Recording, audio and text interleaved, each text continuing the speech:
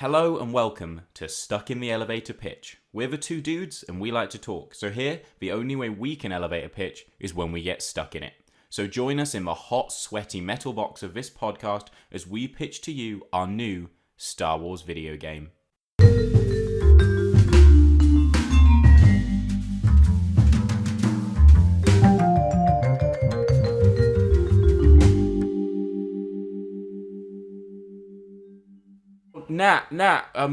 So the doors won't open.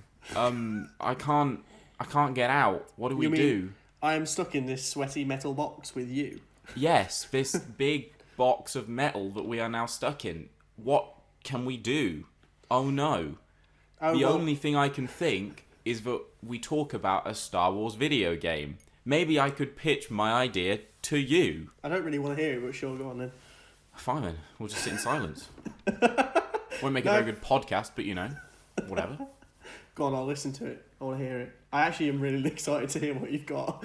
As am I. Okay, so my Star Wars video game doesn't have a name because I didn't think of one. I was too busy making a good game. The name shouldn't matter, okay? I'll think of one by the end of this pitch. So, set yourself into the world of the Clone Wars. We're heading right back to what is my favourite era, my favourite time period in Star Wars history. We are going into the fall of the Republic, and the Sith are slowly rising, but at the heart of it, we have a battle between the clones and the droids. My vision for a game is a team-based shooter, unlike any Star Wars game we've seen before, apart from the ones I reference in this, in which case, like the ones we've seen before. It would be a player versus everyone, I think that's what the E stands for, PvE. Yeah, I think so. Or asymmetric shooter. So it will have modes that are PvE and modes that are asymmetric. Mm-hmm. The game itself will be centered around one small hub, which will be one of the Republic big ships that I don't know what they're called. They're the ones that became the Star Destroyers. The big cruisers, Republic yeah. cruiser. That's the one, the Republic cruisers. So that's the hub. So everything you need will be accessed in this. Mm-hmm.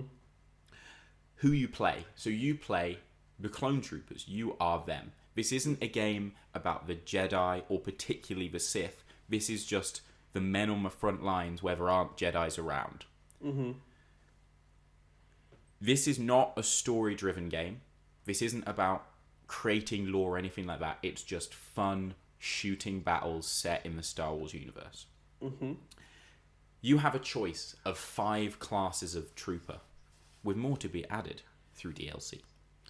Classic, heavy, who'd have a minigun, a medic who can heal, a captain, probably just the Captain Rex dual-wielding style captain, and a sniper. Okay. The number of players would predominantly be 4 co-op players, but there may be certain modes that vary, so there's some flexibility within the game. Mm-hmm.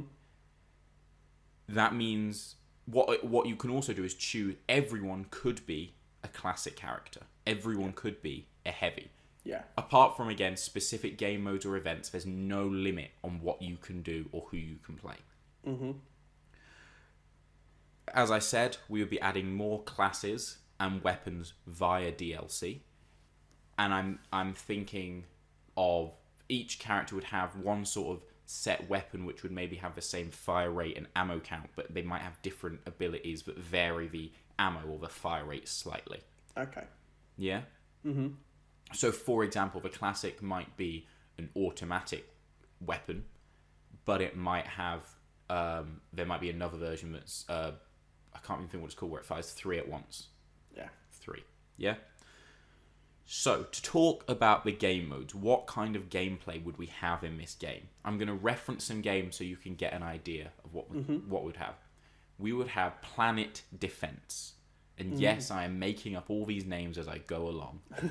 I forgot to name them all. So, anyone who's played Plants vs. Zombies Garden Warfare is aware of the Garden Ops or Graveyard Ops missions, where you play a team of 4 plants and you're defending a garden. Mm-hmm. This would be a similar concept to that, with waves of AI enemies. Your clones have to defend something valuable on the surface. The way I think we could incorporate story would either be to create our own original missions or use events that we know happened and you're playing them as in this game mode. Okay. We'd want a variety of different maps, and I see this currently as the main game mode in the game. This is the standard one. Next, I'm going to talk about one of the asymmetrical ideas I have. So imagine a canyon-style planet where there's lots of high areas and low areas, lots of different levels. Here, our 4 clone troopers land with one single mission: to defeat the Sith. Whether it be Count Dooku, or Darth Maul, or Darth Sidious himself, your 4 clone troopers have a mission of taking down this one Sith, using environmental interaction, as well as their own weapons and traps. While the core weapon handling would be the same in each mode, things like damage would vary, but also other abilities characters may have. So here, each character would be able to bring their own trap, in quotation marks, some way of taking down the Sith, whether it be something offensive, or, for example, the medic may have a force field that he can lay down and protect you from the advances of this Sith. Think Evolve, the way you have a team who takes out this big monster. Yeah. And specifically that is because the Sith would be played by another player. Oh, okay. It wouldn't be necessary. Potentially we'd have an AI, but it would be possible to have some Sith being players. Because I really like the asymmetric gameplay, and we'll come on to rewards later on. The next 2 games I want to reference are 2 Star Wars games that are very close to my heart, and I had a great deal of joy looking through old footage and trying to remember the intricacies of how they all worked. The first one I'm going to talk about is one that most of you will probably have heard of, Lego Star Wars 3, The Clone Wars. Yeah. And the specific mode I want to reference is the battlefield levels. Yeah. Where you were launched down as Jedi and clones and you built up a battlefield where you took on an enemy. Differing significantly from Battlefront with a horde of 40 playable characters, this game mode has your 4 clone troopers running the battlefield. Whether that's constructing barracks, cannons, or vehicle depots, you guys are running the battle as well as fighting it and leading these forces into battle. I like the idea of this being a player versus everyone mode, but I would also accept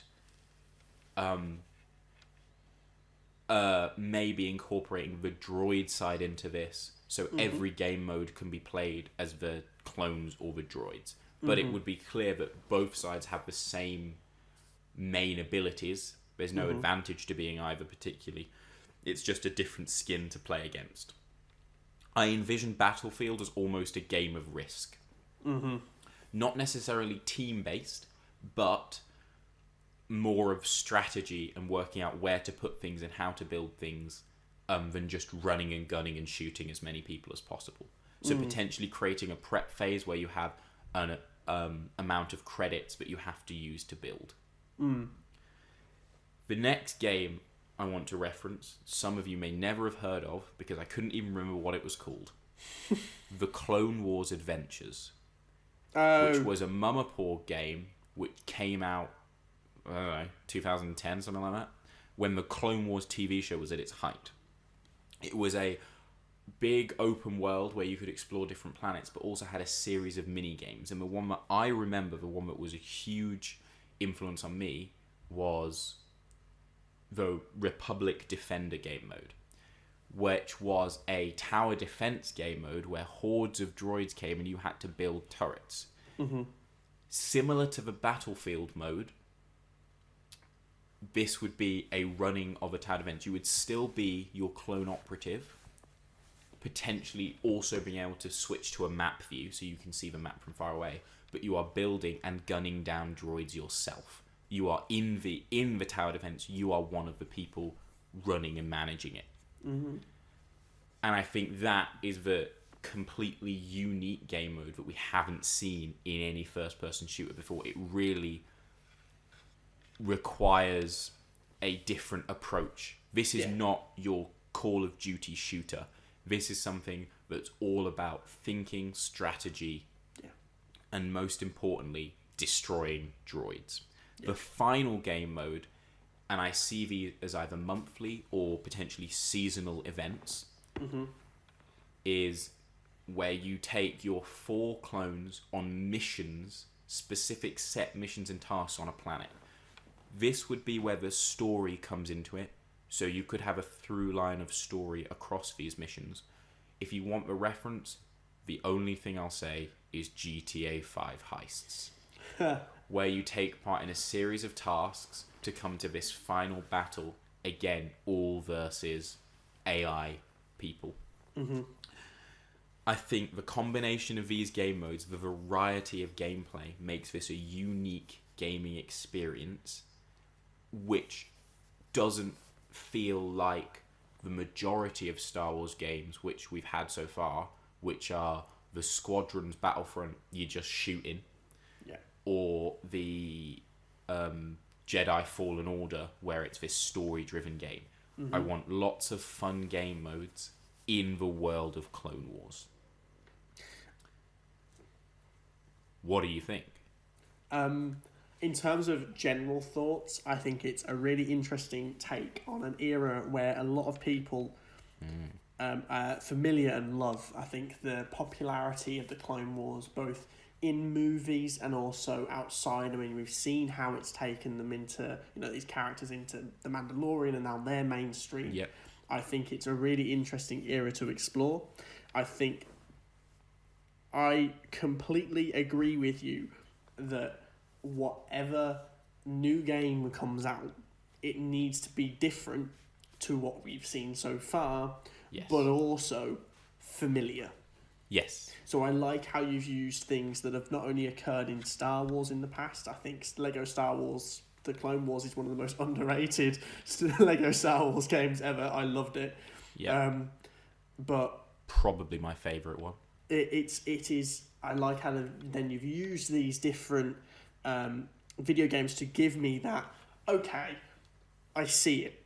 Right, yeah, moment. The key factor here is, I think there is a huge driving force in the gaming universe that makes either your game is a story-driven game and it's all about character and acting and stuff, or it's completely unique and no one has ever thought of anything even close to this idea before. And if it's not either of those, it doesn't get any play.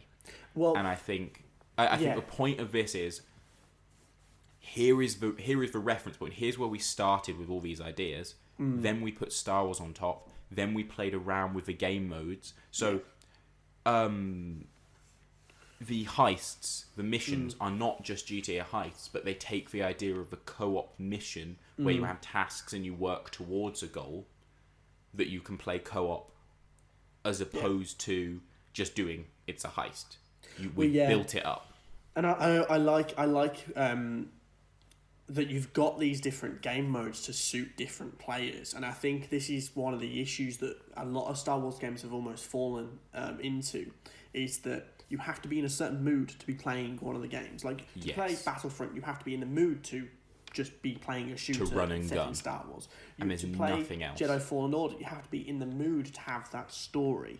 And again, there's that replayability of it. It's the kind of game you have on your console, whatever it is, and I'll get to that in a second, but you have on your system and you go back to consistently. Yes. You go, okay, especially if you have those seasonal events, I think it's a really good thing. Obviously, I know you're influenced quite heavily from things like Hitman, where you really liked that constant that was the exact influx of new things. Thing of not necessarily monthly, but seasonal. Every couple of months or every so often you have something brand new, which you then have. Yeah. It's not a this is a one-time only event. You have to play within these 5 days or this month, or you'll never do it again. It's not the Overwatch seasons where you have sort of Christmas, Halloween, because I don't think those ideas fit into Star Wars. No. it's the kind of Nice event where thank you for adding this. Yeah. You brought me back in, Yeah. but you're not telling me, you're not mandating when I play this game. Yeah. You're And I allowing me to play it whenever I Yeah, want. and I think that's a really good way of doing it. I do have a question in terms of the original ideas, game modes and stuff like that. Yeah. In terms of like the PVE, 4 versus everyone sort of thing. In terms of physics, I play Battlefield 2 and 3 quite Yeah. a lot. Are you going to have it so that anything that happens in world, so say you throw a grenade and Yeah. it blows up this side of a wall, and Yeah. that wall just comes down. Are you Yes. going to have it like that? Or So are you I going to have it think- like Call of Duty where a grenade can go off and the wall stands still? I think so. I'm also a huge fan of Rainbow Six, and the destruction that can take place there. And I would argue one of my biggest, not problems, but one of the things that I always think about in Rainbow Six is there's some walls that you can blow up, and some walls that you can't. Yeah. And some walls are completely solid; you can't do anything to them.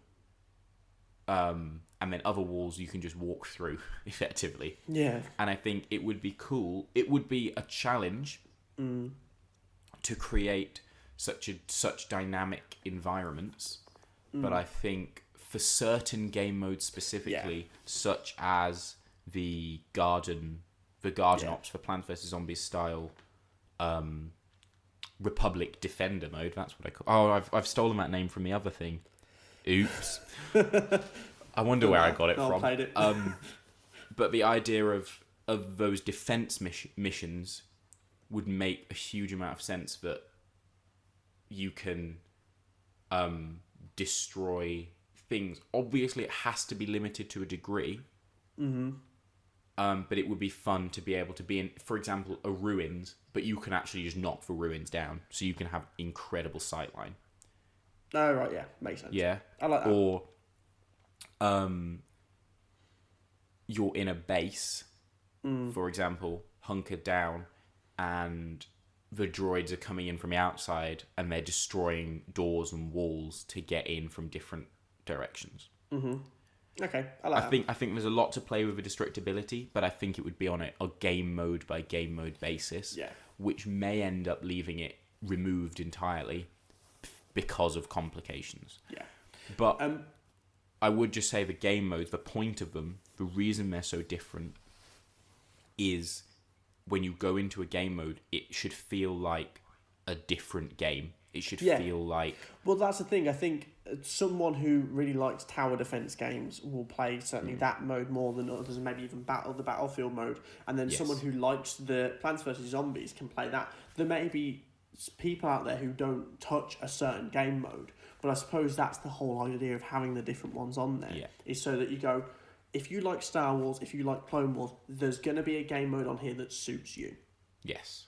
And I think... I like that.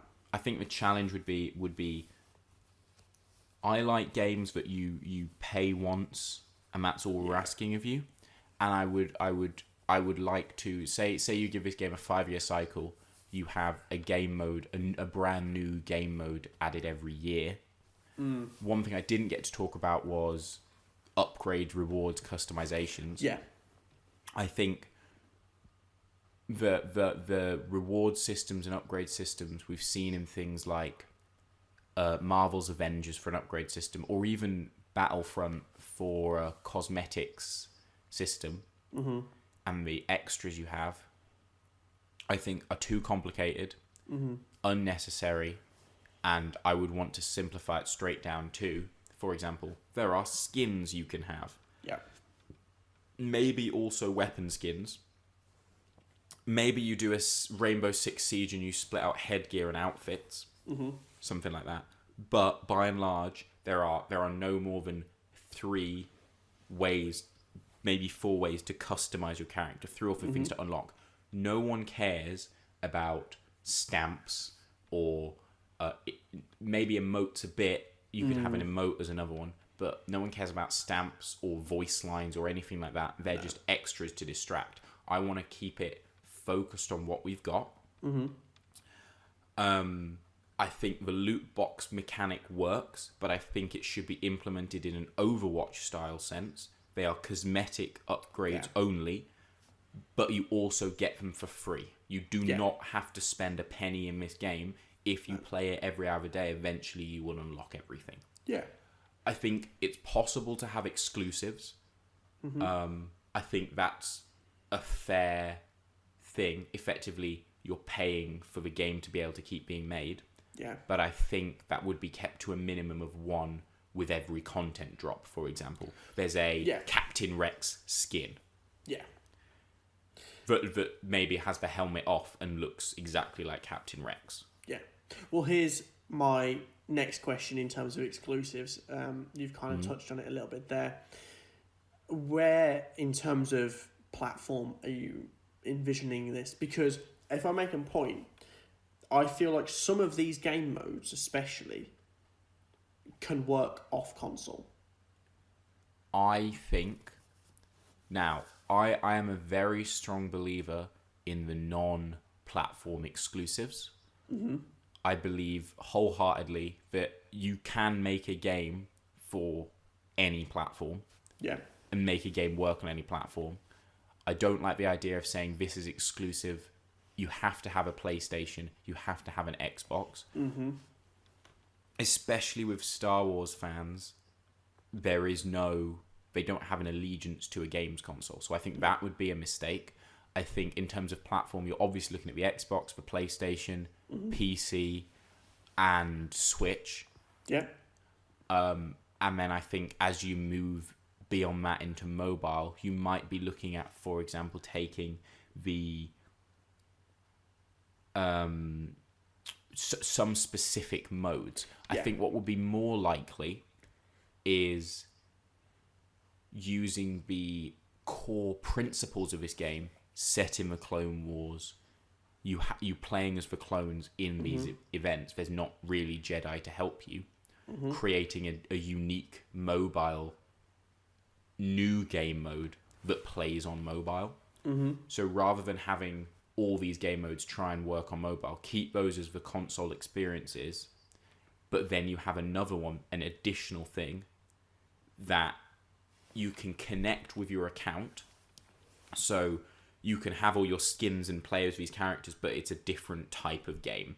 And I don't particularly like mobile games in the way they're monetized. So again, the point would be there's no separate monetization. Yeah. You get this game.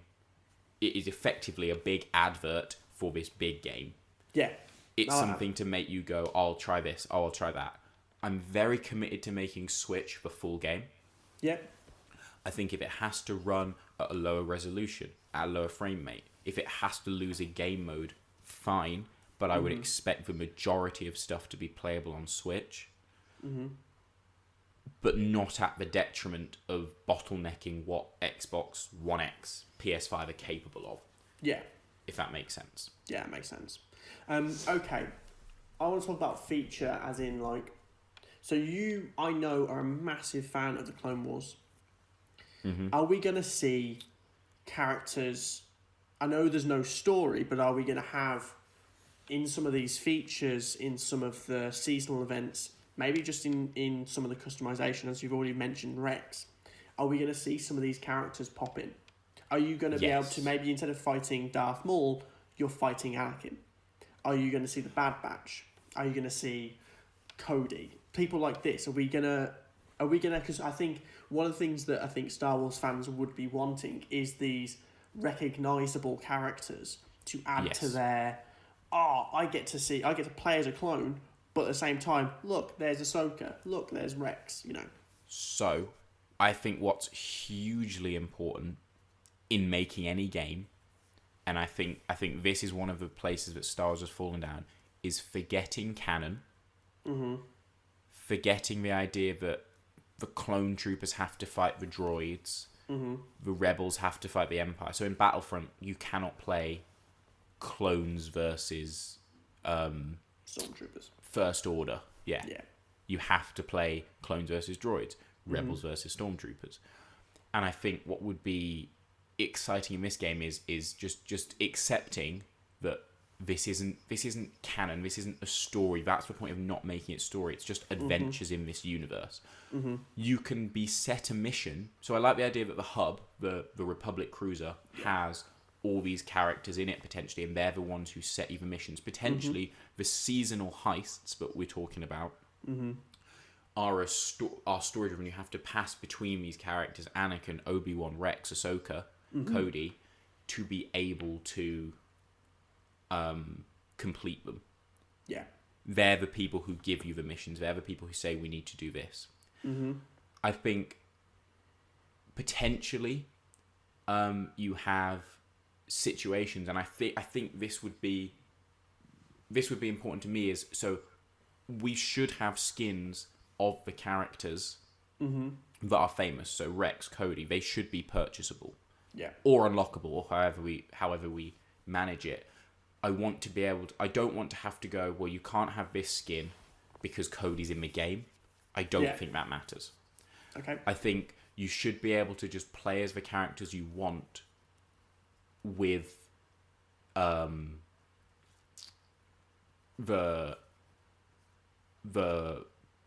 just be able to play the characters you want wherever you want to play them. I think one important thing in terms of class distinction is you would have to make a choice where characters were classic, heavy, medic, captain, sniper, etc. But I feel quite successfully you could say Anakin, he is a classic character. Yeah. You can, rather than playing as a clone trooper, you are playing as Anakin with the clone trooper weapon, but it's Anakin. It's Obi-Wan. It's Ahsoka. It's any of the others. Limited to, when you look at humanoids, you wouldn't necessarily easily be able to use Yoda because he's a different size scale. Smaller target, I think talking about it, it would be cool to have, you've got the droids doing the same games, in the same way Plants vs. Zombies, you can play as the plants or the zombies. You can play as both sides. I think that would be nice, again, in just adding a bit more diversity to it. Diversity into what people want to see. We want to see all the ships, all the weapons, all the locations. So I think having that duality to it would work quite successfully. Makes sense. Okay, so in terms of what you've just said there, because obviously you're saying you can play as the droids, same customization available? Are you able to sort of like switch between two?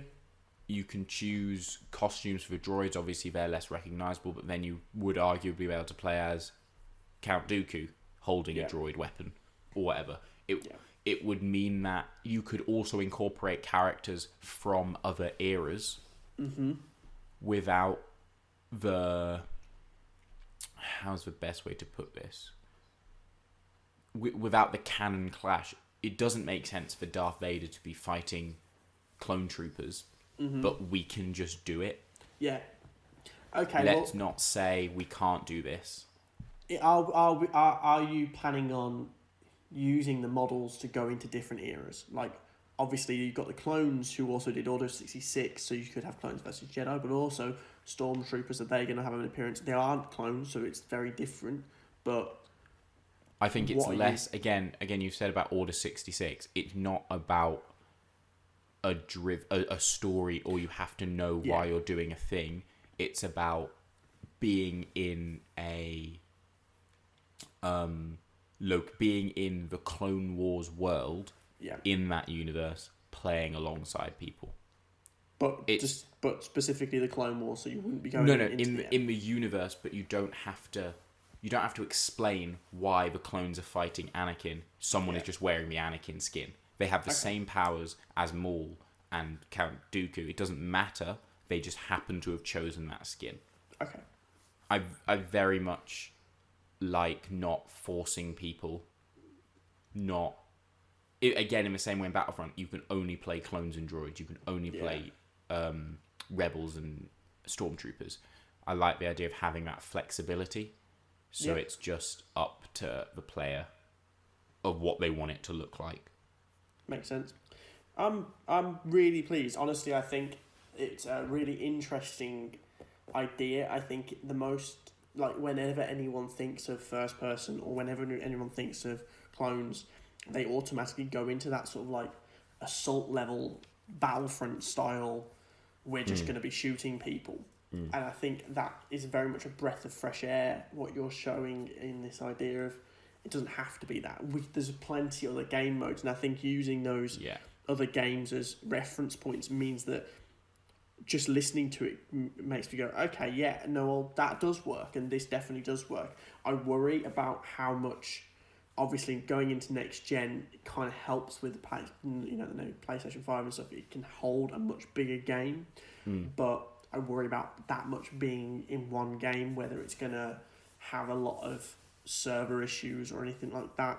So Plants vs. Zombies for me is the proof of concept. If you look at Plants vs. Zombies 2, you've got your hub world, you've got your garden ops, graveyard ops, you've got some best single player, but you have some semblance of story missions, and then you have lots of modes beyond that. I think the point of this is each mode isn't that deep, it's not that complicated. Yeah. The point is it's simple, understandable. Effectively, it could be played by younger audiences on easy mode and harder audience and older audiences on hard mode.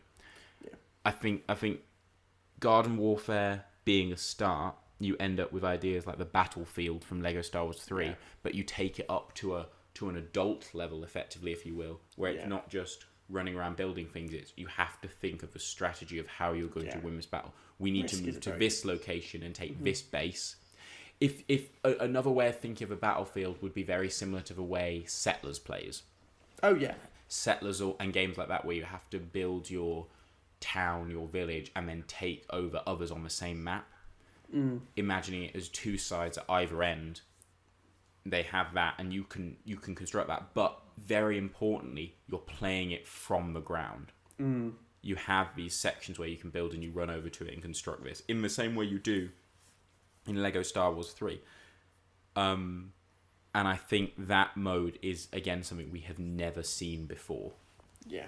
But is familiar enough, is explainable enough using existing concepts, like the game of Risk, like the game of Settlers, like Lego Star Wars 3. Yeah. No, I really like it. I only have one last question for you. Shoot. And that is, where are we going? As in, like, what battlefields are you envisioning? Are you thinking Camino? Are you thinking Coruscant? Where are you thinking these places are going to be?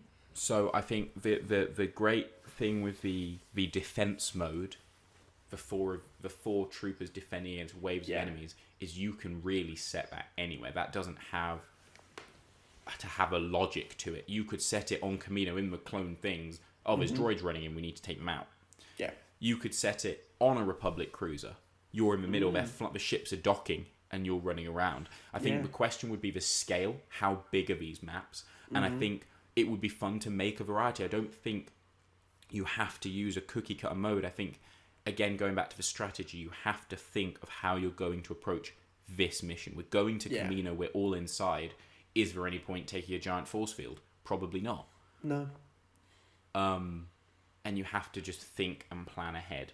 Okay, I like it. I really do. I really, really like it. But to carry on answering your questions, places like Geonosis, places like wherever that ambush episode happens to Yoda, that's literally the first one. There's an episode in particular where the droids take over a clone outpost and they have to make their way back in. You could effectively have the clones in that outpost and the droids attacking. Yeah. I think it would be great to use locations from... Use locations, use events that happened, but just... It's not that event, it's just an event in the same place. You feel like you're playing this episode. You can have Hoth. Yeah. Yeah. Cool. I like them. I really, really do. I think you've done really well in terms of fleshing it out. And yeah, I think you're right. I would love to play that game. It sounds great. I would. I'm a bit upset that this doesn't... I'm not actually able to do this. Just send this episode to Lucasfilm. Yeah, I already did. They won't return my calls anymore. Oh, I'm sorry. Okay, so show me what you got. What you got for me? Right. Oh, stretch first. Can you not push into me? There's not a lot of room in this lift. Remember, we're in a lift. Sorry. Yes, of don't course. break the universe. No, I'm just swinging a cat around. Sorry, I'll swing the child around. There you go. Why is there a child in Miss Lift? It's the child. I've got Baby Yoda with me. Don't Oh judge. my god, the child is in Miss Lift. Oh my god, Baby Yoda, get us out. He's the one who stopped it. He used the Force to cause the breakdown. Oh, because Baby Yoda wants to hear our game ideas. He does, exactly. That's why. Right.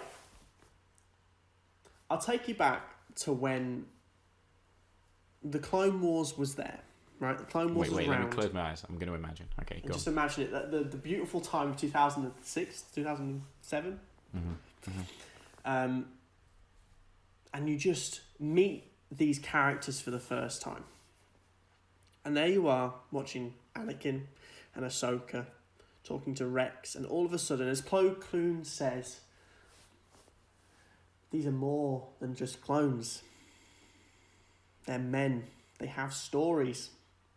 And that is where this game begins. The clones, they have stories. You can open your eyes now. I'm imagining. And I think that idea has captured people's imaginations for the past decade. It's why we have characters like Rex who have been fully fleshed, fully written, and you know, who have all these backstories and who ended up making their way into, you know, other media, and all of a sudden you've got Rex is now apparently in Return of the Jedi, even though he was never even around technically at that point. And I just think this story of the clones are more than just biological repeats. They have personalities. Is a really interesting idea to take and see where it goes. Now, when I think of video games that are set in space or in a universe that's not our own, the two that come to mind are, yes, Jedi Fallen Order. Star Wars did an amazing job with that game. But also Mass Effect. Now, I think people are bored these days of open world games. I am myself 100% looking forward to the new open world game from Star Wars. But every game that seems to come out needs to be open world. And I don't think it does. Because I think if you create a world that is vast enough but still linear, people lose that need to go exploring. There are always things to discover in a linear story. You know, you think of, as much as I think the game as a whole didn't work, Marvel's Avengers, the story beats were in many ways linear, and you still had things to discover. You still had like little bits to go find, and I think that's a really interesting concept, that actually you can create this linear world that is slightly explorable, but not to the point of needing an entire planet to go and explore. Now, the reason why I mentioned Mass Effect earlier is because I think anyone who knows video games can accept that the Mass Effect first trilogy was a groundbreaking piece of storytelling that completely relied on moral choices. Taking that and putting it into the clones who have their own personalities, I think is a really interesting concept. So for my game, what I want to do is take a clone trooper, take yourself as a clone trooper, make decisions as that person, and follow a story from a clone trooper from conception in Kamino, where you're training and you're learning the ropes, through the Clone Wars, through the stories of the Clone Wars, through Geonosis, through Ryloth, through all of these different places that they discover in the Clone Wars TV series. Through Order 66, where your clone is given no choice but to obey their orders and turn on their friends. And as we saw in that Clone Wars episode with Ahsoka and Rex, they knew what they were doing. They wanted to fight against it, but they couldn't. Through the rise of the Empire, you as a clone have to fight alongside the person who made you turn on your friends. You have to fight for the Emperor. You have to fight the Kaminoans who actually birthed you. You have to go back there and take that technology that we know Sidious uses And then something happens. You run into someone very important to a lot of people who loved the Clone Wars. As we all know, the Inquisitors were sent along with their death squads to try and hunt down the Jedi. And as we know, Ahsoka had dealings with these Inquisitors. But she knew, just as we saw in that episode, how to stop these clone troopers from turning on them. She recognised you from something that you did earlier on in the campaign, and she manages to break you out of the control of the Emperor. And all of a sudden you're left there, completely free will, saying to yourself, I need to fix this. And so all of a sudden the journey takes a change of pace. It goes towards the rebels. You manage to fight alongside the rebels in order to try and repent from everything that you've done. But here's the thing. Clones, they age at a different rate. He's getting old. Your character is no longer able to keep up. It's getting to the last days of the Rebel Alliance. The Empire seems to have created this machine which is able to destroy planets. You help as much as you can, but you are an aging clone. You can't do it. And as you lie there, unable to do much else because you are expiring, you watch as the second Death Star is blown up, and finally you can rest, knowing that you've done what you can to repent on the evil deeds you did with the Empire. And so that is the overarching story. The issue here is that it could very easily just be a one by one, this is what happens. But this is where Mass Effect comes in. Now, you're not a rebel, you're not a clone commander. You don't get a choice to decide, where you're going. But the one thing you do get to decide is how you act in those places. How you talk to a superior. How you try and fight back. Who you make friends with. And so all these decisions moving through, you may even get the choice at the start to choose who your Jedi commander is going to be in the Clone Wars. And you can fight alongside them. You can choose Anakin Skywalker if you want to. And you be part of his 501st Legion and fight alongside Rex. Or you could choose Plo Koon. Or you could choose Obi-Wan. Or you could even choose Ahsoka when the time comes. And all these decisions impact the way that your story is told. So it means even at the end, when you know exactly what's happened, you can go back. You can find out exactly where another path would have taken you. And I'd like to bring up at this point a different game. A very linear story, but also one you can explore. And also one that is incredibly imbued with moral choices. And that's Detroit Becoming Human. Because I see a very big similarity between the stories. You have an android who is finally able to make human choices, who feels things. And that very much is a concept that people felt about the clones. The clones to a lot of Jedi, as we saw in the Clone Wars TV series, were just droids in many ways. They were just flesh droids. They were just things that were there to expire, there to be sacrificed, and they never had any feelings. But the thing that we always found through the Jedi that we know and love, through Anakin, through Ahsoka, through Plo Koon, through Yoda, is that these clones were not just that. They had these feelings, they had these emotions, they had these stories to tell. And so I think in many ways Detroit would be an amazing framework to sort of take a story and see where it goes. It will even be a case of, you could take a story and say you were to choose Ahsoka, you die earlier than you're supposed to because you're not able to fight it like Rex is. And that cruiser crashes into the planet and you don't survive. Or maybe you do. Maybe you manage to figure out a way of stopping it just before the end. And maybe the choices you make suddenly impacts the way that your story goes and suddenly you're stranded there. The point is, it is all dependent on how you want to tell the story. And so, as much as we've had Star Wars games with stories just like The Fallen Order, and as much as we've had games set in this era where you're shooting as a first person and you're just taking it through, this one is different because this one is your story. Now, you may be asking, okay, what else can you do? You know, is there a customizable element? And I think the point in this linear story is, just like as you've said previously, it's important to have a hub world. It's important to, if you're a clone who has this personality, you need to be able to show it.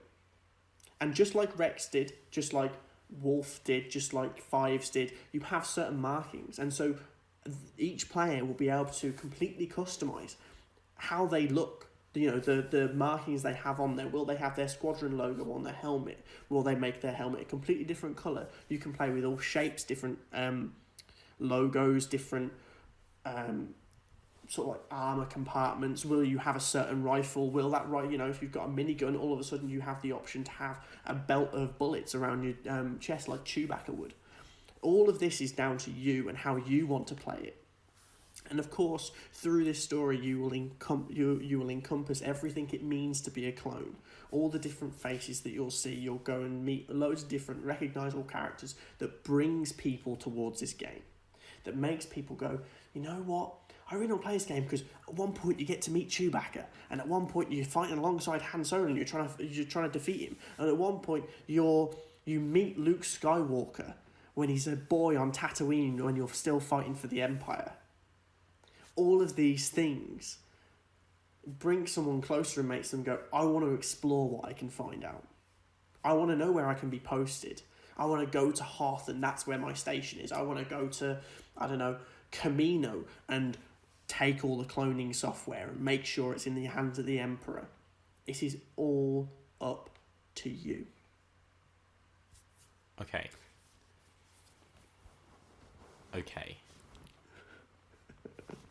So, I like the concept. That's not a good sign. No, it is. I think there is a vision. You have a vision of a game where you are in control of your actions. Mm-hmm. I make two points. Mm-hmm. Firstly, and we both relate. I think so. You're talking about from the Clone Wars all the way to the end of the Empire and beyond. Mm-hmm. Is a massive breadth of time. It is. And I think the concept of the game, the choice for making decisions would be better served focusing in, zooming in, and choosing an event. Well, a time period to focus on. Where is it?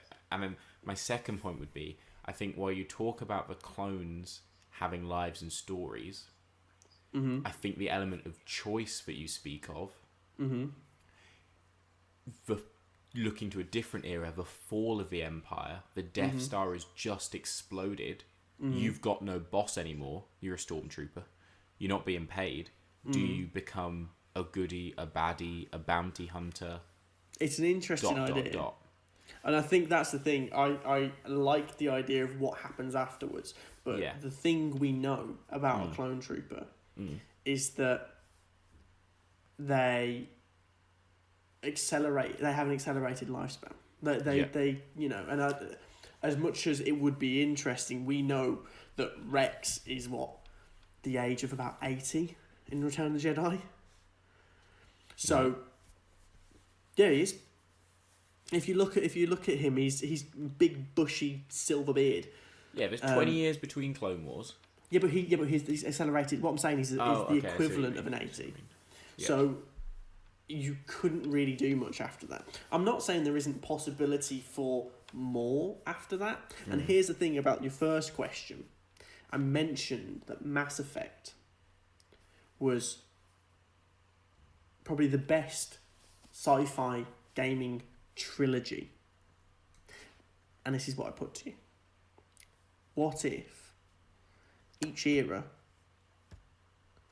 was a different game? The Clone Wars, up until the point of Order 66, was the first game. and then you had Order 66 through to middle of the Empire, the Rise of the Rebels, as the second game. And then the third game is you trying to repent for all of your actions in between. I can see it. And that way, say, at the end of the first game, the culmination of all your actions, and of course it transfers over into each game, the culmination of all your actions is where you end up when Order 66 happens. If you're with Ahsoka, what happens then? I still think that if you look at the majority of games, you're looking between 20 and 40 hours gameplay. Mm-hmm. Story gameplay, that is. Not crappy finding Riddler trophies in an Arkham City. Thank you very much, Rocksteady. I think it needs to have an event. I think maybe the first game is a bit before Order 66 and the moments following, and that is the span of the first game. Then there's a gap. Then there's the second game. Then there's a gap. Then there's a third, and you focus in on what is the point. What's the point of the game? What's the choice they really, really have to make? And I think you talked about clones not having a choice. I think you could really get into the when does the choice come. So we know that clones can resist or can to a degree. Yeah. That could be your focal point of you've chosen to be on a mission with Ahsoka. You're stood next to Ahsoka. You turn and shoot on her, but maybe then rather than following all your clone buddies to the ship to get taken to be stormtroopers, you run away and hide, or you go and be a stormtrooper, or you don't. Do you know what I mean? Well, this is the thing I find. I don't know if you play Detroit. I haven't played Detroit. I haven't played Mass Effect. Well, my honestly, reference pool is small. Detroit's a really interesting game because if you were looking, so it shows you at the end of every sort of chapter the choice tree, and it's literally branches where you could have died right at the start and had to restart because something could have happened, and then it's this huge tree of there are so many different possibilities, even down to the fact of to be able to get a certain one you have to have investigated every single little bit. And so I think that's a really interesting structure to use, is that say you're in that ship with Ahsoka, to be able to properly survive running away, you have to have done, I don't know, a certain amount of conversations or discovered a certain amount of things when talking to Ahsoka or doing, or when investigating what happened with Fives, or, you have to have done certain things like Rex did. Like, if you don't do that, you that way is closed to you, or you would run away and then the Empire finds you because the inhibitor chip's still working and they can locate you. There's all these different possibilities, and I think as much as I understand what you're saying about it's a very long breadth of time, the point is that because it's a linear story, each mission can have that gap. Yeah. So you've got a hub world, and you go back to it, and then you go, okay, your next mission is, I don't know, we need you to go and explore Tatooine because we've heard of a kidnapping of a child. I don't know. And that's actually 3 years after the first one, after the previous mission. Because you're a clone, obviously that hub world is where you can then interact with people during the meantime and stuff like that. But because you're a clone, the battles are the events. You're still a shooter. You're still running around. You still have objectives and stuff in each one. It's not completely, I'm just going to be, it's not a walking simulator. But that's the fun of it. And I think the timeline of the Clone Wars, you can have 6 or 7 missions in between there, and that can span over 15 years. Yeah. And I understand what you mean, but I think as long as you have enough meat in between, as long as you sort of don't go, your first mission and then all of a sudden end of the Clone Wars, Order 66, it won't disjoint people. Okay. That to me would be why. I think obviously I do agree there needs to be okay, what decision are you leading up to? Just like in Mass Effect, at the end of each Mass Effect, there's a big decision that happens, and it happens according to how you've played the game. Mm-hmm. So like the end of the first one, it's okay, do you choose the humans to save, or do you save the council when you're facing Saren? Or the second one, it's okay, who survives and stuff like that, this massive fight against the Collectors. And then the third one is, okay, what happens with the Reapers? Obviously it was mishandled, but there's those big events. Like the first game might be, as I said, who do you go with for Order 66? Like, are you one of Ki-Adi-Mundi's who ends up having to shoot him down? Are you with Anakin? Are you with... And all your decisions up to that point lead you in a certain direction because, say, you've been quite aggressive, and so it means you're filtered into the 501st, which is why you're with Anakin. Or you've been very peaceful and you'd rather be tactical, well, that means you go towards Ki-Adi-Mundi. Or you're more emotional, and that means you go towards Ahsoka. And there's these branches that lead you to a certain point at the end of each game. So, you've talked about the branches, the direction of the game, the direction of a story. One of the biggest things that a game needs to have is sense of progression. Mm-hmm. So, if you take my game, the game is unlocked. When you level up, when you do whatever, you get more unlocks, more things. Yeah. More levels, potentially. What do you get? What is the progression? Do you get more powerful? Do you get better weapons? Anything like that? Obviously, the clones are in an army, and so it gives you very much that level basis, because you go, okay, well, you start as a recruit and then you work your way up in the ranks. Now, what the ranks bring you are things like, obviously, you got customization elements and stuff like that, which are naturally going to come in with it. Obviously, if you become a captain, you get to have a certain customization. But yeah, I think as well, the big guys get the big guns. You know, the more important the are, the more skills you learn.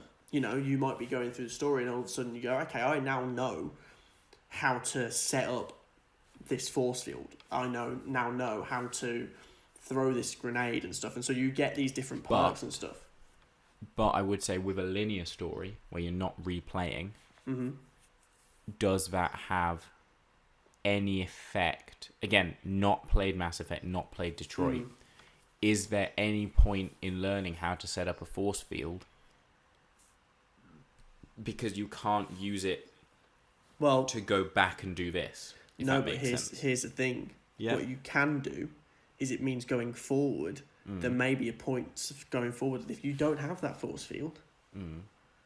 Something else happens and the branch goes in a different way. What I'm saying is the replay value is that you're learning these things in certain ways so that you can do decisions in the future. You might not learn that, and so you go in a different direction. I would say that's the same as the story development. If your character makes a good decision or bad decision, if they learn how to do a force field or not. Yeah. So the focus of this game, it works.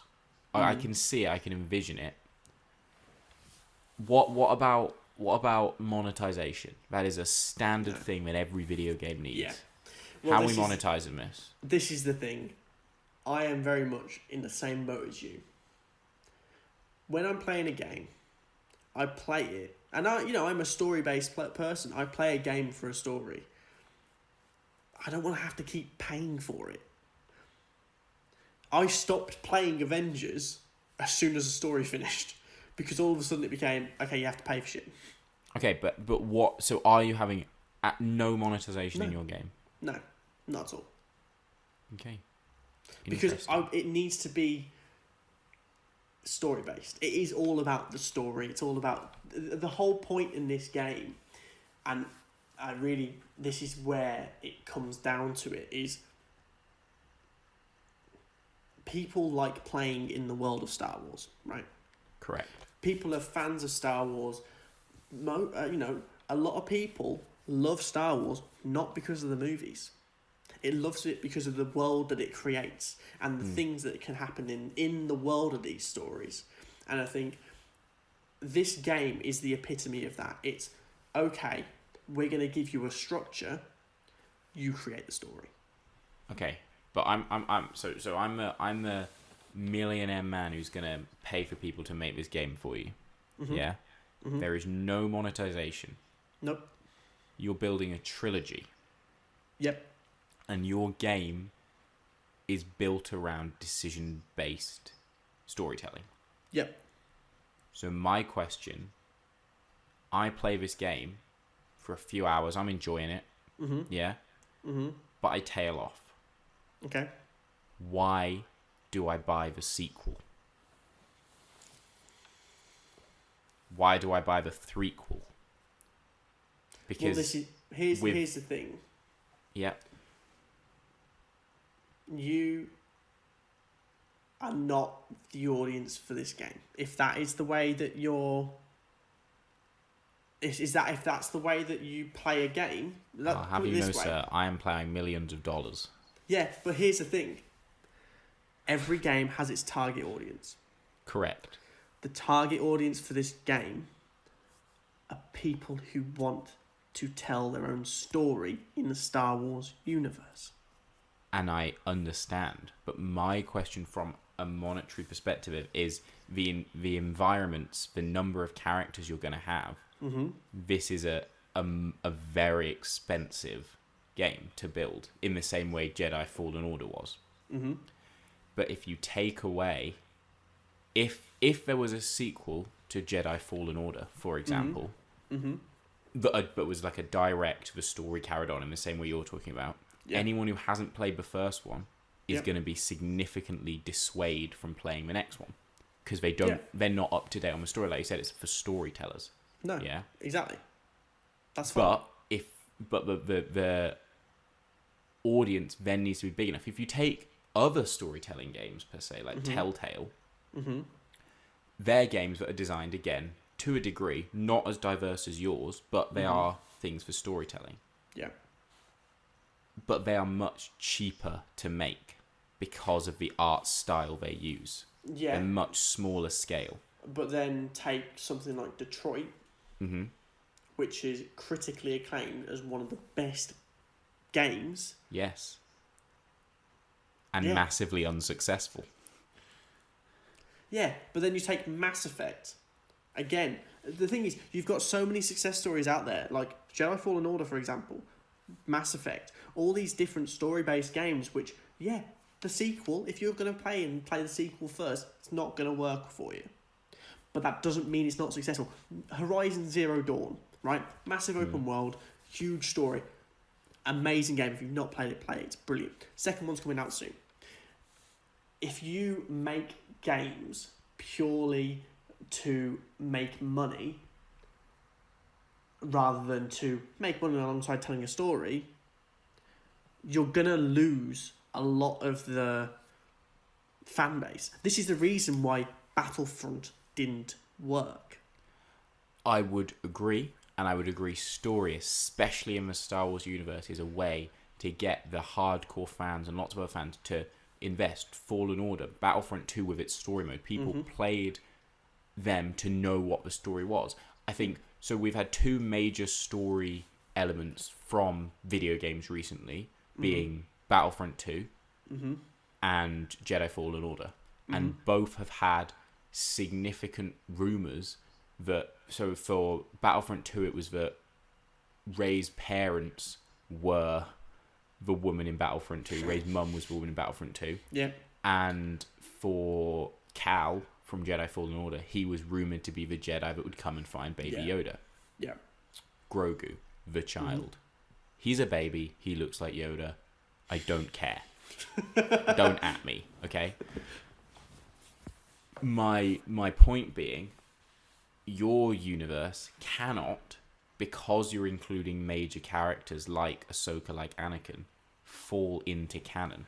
It has to be something separate, because each story will be different, which I think is a great selling point.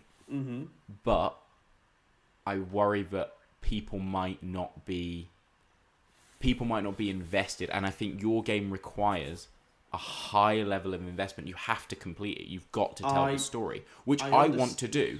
Yeah, I hear this game and I want to tell it. Yeah, but there's no multiplayer for example. I understand what you're saying, right? And here's what I bring to you: 2 games, Assassin's Creed, and again, I'd go back to Mass Effect. Both games have endings which are impacted by how you tell the story, right? And here's the thing: Yeah. both of them work off sequels, right? The difference I would make, I don't know about Mass Effect, but Assassin's Creed, I am relatively confident that in any given Assassin's Creed game, it's relatively ineffective on the next one, because it's not a direct, you're not following the same character. Oh, take the first 3 you are. Yeah, but no. Let me give you an example of a different game. Until Dawn. Okay. Another different style. So it's again a story-driven game, not action-based, but story-driven, choice-driven, butterfly effect-driven. Yeah.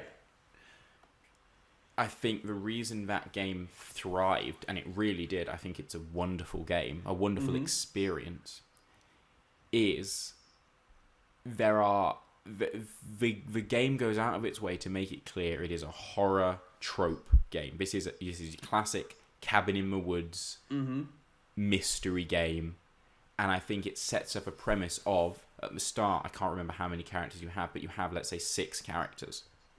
Your job, and you take it how you play it, is either to kill them all, or to make them all live, or to only make the person you like live, or to whatever. I see with your game, and clearly not knowing Mass Effect, not knowing Detroit, is making it harder for me to see. I wonder that, does your game, and I think you do, when you talk about characters like Ahsoka, Anakin, you're playing alongside them, you go, I want to make sure I'm with Anakin. I want to make sure I'm with Ahsoka. Yeah. But I worry if that trails off when you're less involved with the mainline characters. Well, my question I shall ask is, if you take the first game, let's ignore the trilogy, we've got to make one first. Yeah. So you're with your Jedi up to Order 66 and you turn on them. Yeah. What in the following events of this game do we see interaction with major universe characters, whether that be Sith, Jedi, bounty hunters, things? Where do we see them? Do we see them? Yeah, we see them at... So obviously you've got this hub world. Yeah. So you are mostly a clone. The person you are invested in as an audience member is your clone, right? And the story that they're telling. You interact with the squad around you. The likes of Rex, the likes of Ahsoka, the likes of Anakin only come into it when you're on a mission with them, which is, I don't know, if you were saying the first game has arbitrary number 20 missions. Yes. 4 of those, 5 maybe, because including the last one, are with the big characters. See, and my question would be, I think going back to that Until Dawn vibe. In fact, I can take Batman the Telltale game as well as an example. When I play those games, take Batman, I know the origins of Two-Face, of Joker, of Penguin. I see Oswald Cobblepot appear. Yeah. And I am like, he is evil. Yeah. No trust. Yeah. No be friends. No Batman. Yeah. And that gives me motivation to play it, because I'm like, I want to see the bit where it's you're like, suggesting that we actually evil. have these characters in it more. Yeah, my point is, the driving force, I think, especially with a choice game like this, when we know it doesn't affect canon, is you get to decide. You get to see Ahsoka being all badass and helping you, and you help Ahsoka. Are there opportunities where you can say, for example, Rex comes up to you and he goes, we've got this mission on this planet or on this planet. And you know that from your own knowledge, again, it doesn't have to be stated, but from your own knowledge, you go, I want to be going to this planet because I know that this event's going to happen somewhere. That is exactly what happens. And this is what I say, 4 out of 5 times is when you're definitely, right? 4 or 5 times is when you're 100% whether you choose it or whether you choose it deliberately or not, you're going to be with a person. The other 15 or so missions are when your decisions will impact whether or not a person's going to be there. And so you can choose, and you could have ended up having it so that you choose in many ways that 18 of 20 of your missions are with a Jedi. Mm-hmm. You can choose early on that you're going to definitely be with the 501st Legion, and that means that definitely each time you're going to make sure that wherever you are, you're sticking to Rex. Because wherever Rex goes, Anakin will probably be. Yeah, okay. And that's the way it happens. So what I meant is that there's going to be 5 or so missions, or whatever it ends up being, that it doesn't matter how you play, those characters will appear. Okay, so the next question is, the games that I've referenced, so my reference point is a lot more... So Telltale is always... Well, you're Batman, so... But in the Batman one, the action of the game is always quick time events. Yeah. The same is with Until Dawn. How does the action mesh? What choices do you make? So, for example, you're at a... Are there any tactics involved in decision making? Yeah. So, in battles, you get given an order? Do you choose whether to disobey and do a different task? Yeah. So this is where I go to Assassin's Creed. Now, I know it's not going to make too much sense to you, but the reason why I use it is because in the latest Assassin's Creed, it's a very much choose the way you want to play. Because you can be with 2 NPCs, and obviously it won't work exactly this way, but the whole idea would be is that you're given... Say the objective is to take a camp, right? And you can play it in Assassin's Creed, it's usually one or two ways. You can either go storming in, or you can use stealth. What will happen with this is that you're told to storm a camp, and you've got the availability to choose whether to go, okay, I'm going to use an ATST, or I'm going to use, okay, we're going to go in at night and we're going to do it this way, or okay, what I want to do here is hack into something. And you're given these opportunities. They're not spelled out to you, it's not objectives, but all of these different ways of doing things are available to you. Yeah. So that way you can say, my character is a sniper, and so I need a distraction. Yeah. So that's what I need to do. I'm going to sort of go, okay, go speak to Ahsoka. Go speak to whoever your Jedi is. Can you provide a distraction for me? And all of a sudden, they draw them out. Ahsoka stands there with her 2 lightsabers just looking at the camp, and all the droids just start coming out. And then you go, right, pick them off. Or you can play it whatever way you want to play it. There's these options that come to depend on your actions. It's very... I understand how decisions can very much be dialogue based, such as the likes of Telltale, which is a great example of just this idea of, okay, quick time events mixed with dialogue, and it's all story driven in that way. This is still a first person shooter. You are still a clone who is going in and storming a base at points. You know, Rex can tell you, we need you to go storm that base. Now, you can decide to go straight through the front door, or you can notice there's a back door around that way and sneak in through the side. Okay. It all depends on how you as a player want to play. So your game to me is something very different from what really exists. I think I'm using examples of how the gameplay might work, but I think it is, again, a new type of storytelling that we haven't necessarily seen before. I really think the way that the action and the decisions will really change and make a difference. Well, I get what you mean, but I implore you to play, or at least watch gameplay of Detroit.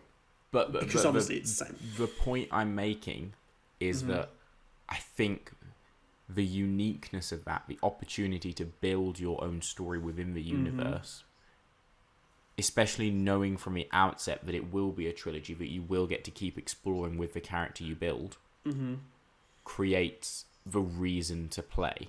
Yeah. But for a broader audience being, it's not just about storytelling, it's about getting to experience the events in the universe that we already are aware of from the ground, from that, not watching it necessarily from a main character's perspective, or the clones or whatever, but you're seeing it from one person's journey, which will colour your understanding of these events. And I think it would be a great opportunity to come in with a writer who really wants to interrogate the universe, who really wants to question Order 66 and the Stormtroopers creation, and why the clones did this and why the clones did that, and why the Jedi stand where they do, and seeing the Republic, the Imperials, from the inside, I think is that reason. The reason is, this ain't your grandpappy's Star Wars. This is gonna be the Star Wars that the fans have thought about, have considered. Yeah. I think in a way, the Clone Wars was to the movies, what happens with all these clones? Yeah. I think this is to the Clone Wars what the Clone Wars was to the movies. What happens with that clone? Yeah. And it's exactly what every Star Wars fan will sit there arguing about, talking about for an hour, as we've done. It's that I want to play in this. Give me the opportunity to play. It's why, Lucasfilm never... sandbox. Lucasfilm never stopped anyone from creating their own versions of films, using it as inspiration, because they wanted to be able to say, this is now yours. George Lucas literally went, I'm going to make these 3 movies, this world is now yours. Yes. Play with it.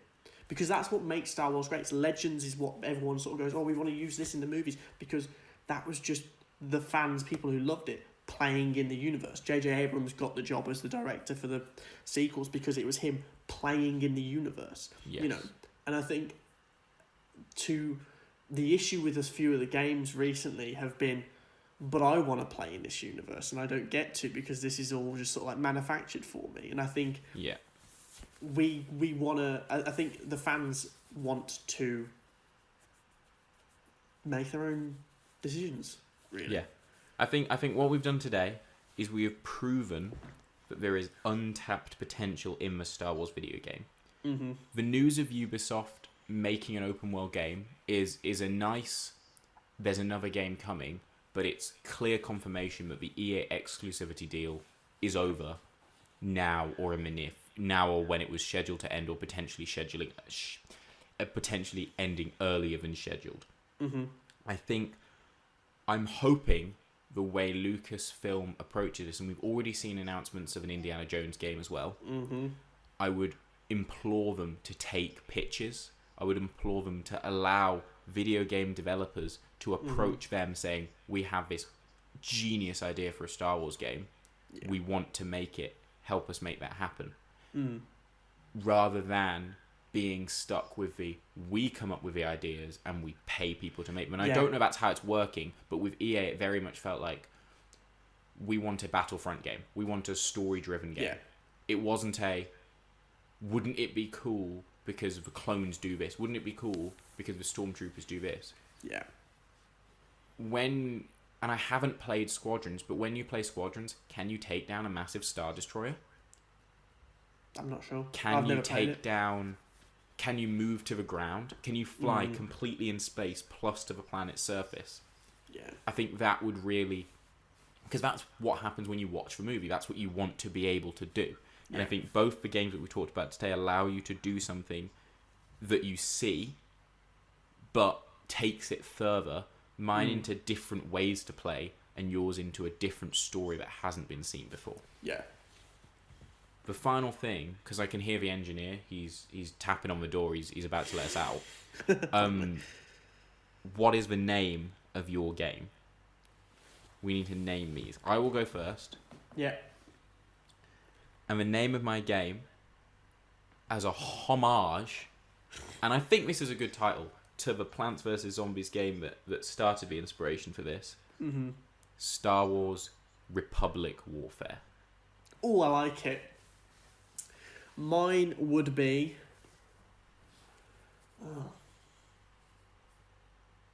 I want to go for something like a spoof, like clone a Star Wars story. I don't know. I don't know. Something along It's a the lines difficult one. of Star Wars. I was about to say Life of Clone, but then I went Life of Pi. I really don't know. I'm honestly going to say that Life of Clone is a terrible idea. Yeah, and that's why I'd never go with it. Okay. Star Wars. You've had a lot longer to think about this. This is unfair. Oh God, the engineer's about to break through. Star Wars. He's opening the doors. Punch it, hit the button. What are you going to say? This is your final chance.